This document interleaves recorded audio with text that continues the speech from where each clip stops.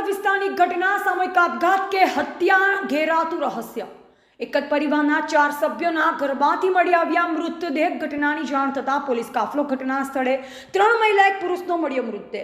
જહાંગીરપુરામાં રાજહંસ રેસિડેન્સીમાં ચાર લોકો મૃતક મળ્યા હતા, જેમના પરિવાર દ્વારા એમને સવારે 9 વાગે એમને ખબર પડી હતી કે એમના માસા અને 3 માસીના મૃત્યુ થયા છે।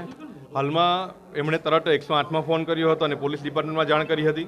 પોલીસ ડિપાર્ટમેન્ટની ટીમ અત્યારે હાલમાં તપાસ કરી રહી છે। એમણે એફએસએલની ટીમને પણ જાણ કરી છે। એફએસએલની ટીમ આવીને તપાસ કરશે કે કઈ રીતે મૃત્યુ થયા છે, પછી ત્યારબાદ આપણે કોઈક કહી શકાય કે કયા કારણે આ મૃત્યુ થયા છે।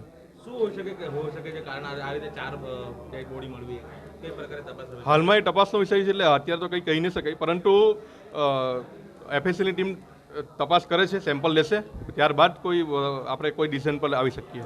અંદર ગયેલા હતા, કઈ પરિસ્થિતિ ત્યાં દેખાય?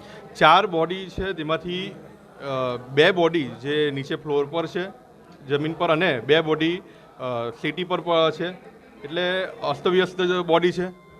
બની શકે કદાચ ગભરામણથી થયું હોય, બની શકે કદાચ ફૂડ પોઈઝનિંગ હોય, કદાચ કોઈ સુસાઇડ પણ હોય, કંઈ હાલમાં કોઈ તારણ કહી ન શકાય।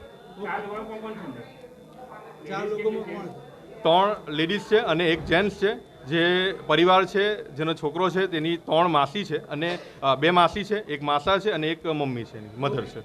અહેવાલ કલ્પેશ લાઠિયા, સંબંધ ભારત ન્યૂઝ, સુરત।